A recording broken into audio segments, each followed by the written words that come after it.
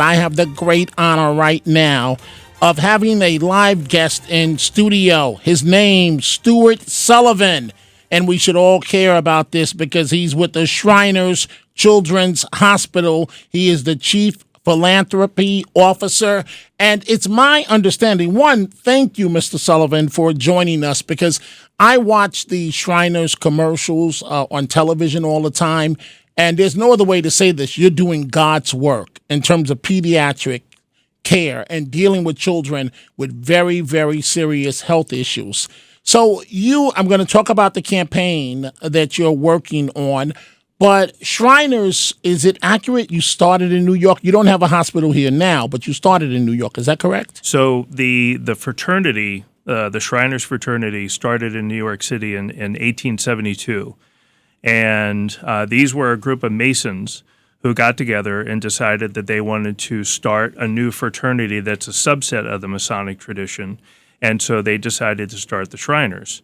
And the Shriners existed for about 50 years. And all that time they were thinking about how can we help humanity, how can we help children? And of course, in the early 1900s, the thing that was afflicting children across the U.S. and around the world was the polio epidemic. And so they decided that they needed to do something about polio and about children who were being impacted by polio. And so they raised money and then opened our first hospital in Shreveport, Louisiana. And then that quickly grew to a network of hospitals around the U.S., and then in Honolulu, and then in Mexico City, and in Montreal, Canada.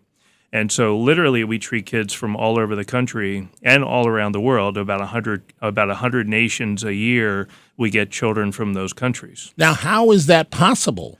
Well, it's through the great work of the Shriners predominantly because they help us pay for those children to be life-flighted many times on a jet, on an air ambulance from a country from across the world to the U.S., so that those children can be treated by us here. And we're not treating those children for minor injuries. We're treating those children because we can provide care that nobody else can. And you have hospitals all over the country, all over America, correct? We do, from the East Coast to the West Coast. The closest to here would be Philadelphia. And then we also have a burn center in Boston. And then we have hospitals in Chicago, and Portland, and Los Angeles, in Galveston, Texas. Shreveport, we still are there from our first hospital there as well. So in Boston, you have a pediatric burn unit? That's right. They are completely dedicated to burns in Boston. We have 4 burn centers, one in Boston, one in Dayton, Ohio, one in Sacramento, California, and one in Galveston, Texas. You are doing God's work. You really are. I can't state enough how thankful I am for your organization because you see the work. It's my job to know what's going on, and that's why I wanted you in for a few minutes while you're here today because you're doing something that's very, very important. In a moment, I'm going to talk to you about your Giving Tuesday campaign. But how long have you been with the Shriners Children's Hospital, and how hard is it, how difficult it is to keep the mission going year after year? So I've been with Shriners for about 4 years, and it is difficult, and it's also a gift for us to keep the program going. And the reason I say it's difficult is because the way that we operate is if a child needs our care, we provide that care no matter what. And so if a child comes from a wealthy family, they get treated, and they get treated the exact same way as a child who comes from a family that has no means whatsoever. And we don't take insurance into account whenever we decide whether or not to treat a child. We treat a child based upon their condition, and then we figure out how it's going to be paid for afterwards. And if you take the gifts that people provide so generously to us each year and our endowment revenue, which of course was created through gifts, that accounts for about 80% of our operating budget. And so literally, if we don't raise money, then we don't treat kids, is what it comes down to. As simple as that. It's as simple as that. And so we will collect, if a family has private insurance, we will collect that insurance. But if the family can't pay the copay, then we don't collect the copay. Or we figure out another way for that copay to be paid for. And so literally, we will take care of a child regardless of the family's ability to pay. Well, folks, we're going back to your telephone calls in just a minute on the Trump campaign, but I wanted to dissect a Trump-Kamala Harris campaign. I wanted to dissect for a moment for this live guest because this topic is extremely, extremely important. And you listen to me, you know that children mean the world to me. I speak around the country on foster care, child abuse, and so on, and show Shriners Children's Hospital doing what they do. And, you know, I sit sometimes and watch the commercials and the conditions of the children where it's almost an impossible situation, but yet you're taking it on. What we try to do is we try to allow a child to live the very best life possible, because some of our children, some of the patients that we treat, they are going to have a condition that they're going to have the rest of their lives. Others we can fix. Others we can make that child completely better where you wouldn't even know that they were one of our patients. But others, we try to make it be where they can live the very best life possible. So, you know, we had a little girl come over to us from Ukraine, from the war, and through a missile attack, she had lost both of her legs. And this was a girl about 4 years old. And we arranged for her to come over to our Boston location because we also do prosthetics in Boston. And that little girl came in, and we fitted her with 2 prosthetic legs. And otherwise, she probably would never have walked again. So you do prosthetics as well? Prosthetics and orthotics for as well. Children. For children, right. And so it's really fun sometimes because we have, you know, children who start with prosthetics when they're 1 year old and about the time they begin to walk. And then we follow those children and take care of those children until they become an adult. And the fun part is that we take pictures of them with all of their prosthetic legs from the time they were a little girl or a little boy until they go to college. And you can see 20 legs lined up beside them, and that's enabled them to, again, live that best life possible. And you see, folks, if you don't think that's important, think again, because we're talking about children, and every child wants to be able to run and play, and without these prosthetics, it's not possible. And you're giving kids hope where there is no hope. Mm-hmm. And so, okay, talk to me, and we are chatting live right now with Stuart Sullivan, a chief executive of the Shriners Children Hospital. He's the chief philanthropy officer.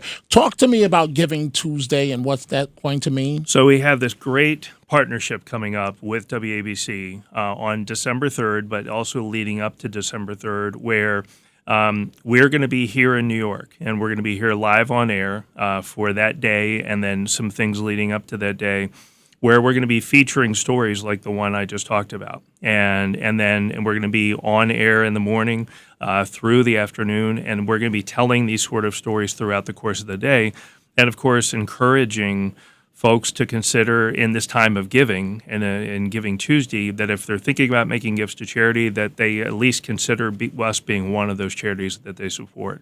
We're blessed to have tens of thousands of New Yorkers who already give to us every year, every month. And so we get tremendous support from the New York community. And so it's one way for us to come here and first and foremost say thank you to all of those folks. But also for us to call attention to the great service we provide to children, and these are children from New York. I mean, we get kids from the New York metropolitan area to our hospital in Philadelphia and to our hospital in Boston, let alone some of the other hospitals. We have a hospital in Erie, Pennsylvania, that some kids from this region go to. So you have a facility, a hospital in Erie. I've been to Erie many times, but okay, throughout the country. I need to let you get back on with your day, but it really touches my heart, and I don't say something unless I mean it. The work that you're doing, Shriners Children's Hospital, it touches my heart, and if there's ever an organization that's worthy of the public's support, you're one of those organizations in terms of what you're doing. So, okay, Erie, Pennsylvania, you have prosthetics for children in Boston, plus a burn unit for children in Boston. Right. Now, where else are some of your other facilities, and what are some of their specialties? So in the Northeast, we only do 3 things. We only do complex orthopedics, And cleft lip and palate surgery. So if a child needs reconstructive surgery on their face, or burn care. And so our centers are either orthopedics or burn units and then cleft lip and palate. And so in the Northeast, it is Boston, it is Erie, Pennsylvania, it is Springfield, Massachusetts, Philadelphia, Pennsylvania. In the Mid-Atlantic, we have a hospital in Greenville, South Carolina. We have one in Shreveport, Louisiana, Lexington, Kentucky, Chicago, Galveston, Texas, marching west. The Louisiana hospital, is that the one with the television ads are primarily focused on? We try to feature different hospitals in different ads. So the most recent ones that are showing actually right now on television were filmed at our Portland, Oregon hospital. So you're in Portland as well. So you're on the West Coast. So you serve from Seattle to California as well. Exactly. We actually have a clinic location in Pasadena, California, in the LA area. Wow. For lack of a better term, that requires a lot of money to keep it going. So Giving Tuesdays, but for folks that are listening to you live right now that want to help Shriners Children's Hospital, how can they, or is there a website they can go to? I'm talking about today. Yep. We know what you're doing with Giving Tuesday. I think you said December 10th? December 3rd. December 3rd. Okay, December 3rd, Giving Tuesday. But what can they do? Folks listening to you right now from around the country, what can they do to help out? The best place to go is shrinerschildrens.org. Just Shrinerschildrens, all one word, .org. Because on that site, you're able to see all of our locations, you're able to see the conditions we treat, you're able to see all of the great stories about who we are and what we do. And of course, then if people are motivated to make a gift they can make a gift from that site as well. But you can learn everything you need to know about our organization on shrinerschildrens.org. You know what, Mr. Sullivan, I really mean this. You guys and ladies, you're angels in terms of, because if you don't get out there and raise the money, the doctors, the nurses, the staff facility, they can't do what they do to help the children. And so what inspires you to do what you do? All you have to do is to walk into one of our facilities and meet a child and meet a mom and dad or a grandmother or an aunt or an uncle they're facing a really profound challenge that child is going to have either in the short run or the long run. And then to see the courage and the hope and the positivity that these children have because they know that we're going to take care of them. And we give them hope. We give them the hope that this child is going to be able to live an incredible life when they may not have heard that from somebody else somewhere else. And what happens to the families that come to your facilities where they have to stay in that city? Do you help them as well? Absolutely. Put them up? Well, actually, in some of our facilities, we have miniature apartments within the building. Right there. And so they can literally walk down the hall. If their child is having to be in the hospital overnight, they can walk down the hall to be with their child. And then, of course, we provide food and take care of their expenses in that way. I'm really trying my hardest, and I only have a minute left. And when I can't handle something, I'll shut it down or just divert because I'm about to get emotional. And for my son who has epilepsy, so see, this is very important to me because at NYU, several times when he had to be hospitalized and they put all these pins on his head, and as a parent, you feel like you would give anything for your child to get better. And I saw how at NYU, how they brought couples, families from around the world and put them up in housing while the children are being treated and the surgeries and so on. And my son had to have a couple of them. In conclusion, what's the most important thing that you can tell us? And I do have to wrap this up because I don't want to stand up here and start crying. Seriously. The most important thing is that we take care of a child that qualifies for our care in terms of their condition. We take care of those children no matter what. And so, who pays for it, how it's paid for, all that sort of thing is not even in the equation when we are entering into a conversation with a referring physician or with a family who goes onto our website and finds us or calls our 800 number and says, I've got a child that I think you can help. the most important thing is that we get them to see one of our doctors and then figure out where we go from there. So December 3rd, you said, the Giving Tuesday campaign. One more time for people listening to you live right now before Curtis Lewa comes up. One more time. December 3rd is great, but I want folks to help right now. What's the best way they can do that? One more time. ShrinersChildren's.org.